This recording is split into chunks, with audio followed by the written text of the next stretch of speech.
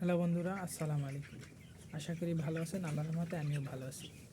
আজকে আমি আপনাদের একটা ভিডিওতে দেখাবো যে কি করে ব্রয়লার মুরগি যখন ঠান্ডা লাগে তো আমি কি ওষুধ ব্যবহার করি। এই যে আমার 500 মুরগি,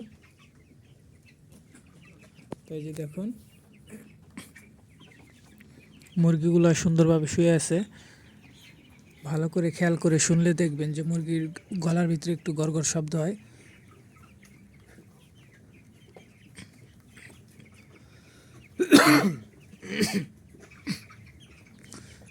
আপনার শব্দটা আশা করি যে শুনতে পারবেন।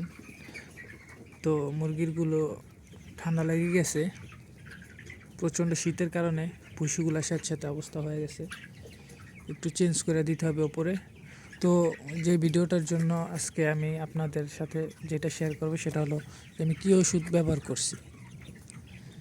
ঠান্ডা লাগলে, ব্রয়লার মুরগির ঠান্ডা লাগলে যখন 20 থেকে 21 দিনের মধ্যে বয়সের মধ্যে আসে তখনই বিভিন্ন ধরনের ঠান্ডাটা দেখা দেয়, বিভিন্ন রোগবালাই দেখা দেয়। তো আমি ঠান্ডার জন্য ব্যবহার করছি মাইক্রোনিট। এটা একটা অ্যান্টিবায়োটিক। তো এই অ্যান্টিবায়োটিকটা মানে অত পাওয়ারফুল না। আপনারা করতে পারেন মাইক্রোনিট আর ডক্সিবেট।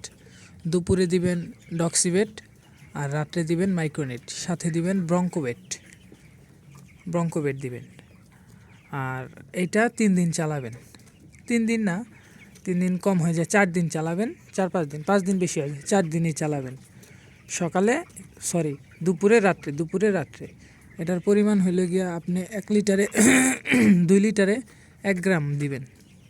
2 লিটার পানি 1 গ্রাম মাইক্রোনিট রাতে, আর দুপুরে ডক্সিবেট ওইটাও সেম, 2 লিটার পানিতে 1 গ্রাম। তো বন্ধুরা, দোয়া করবেন আমার জন্য যাতে মুরগিগুলো সুস্থ হয়ে যায়। আল্লাহর রহমতে ততটা অসুস্থ হয় নাই, তা আপনারা দোয়া করবেন। আজকের ভিডিও এই পর্যন্তই। সবাই ভালো থাকবেন, সুস্থ থাকবেন। আসসালামু আলাইকুম।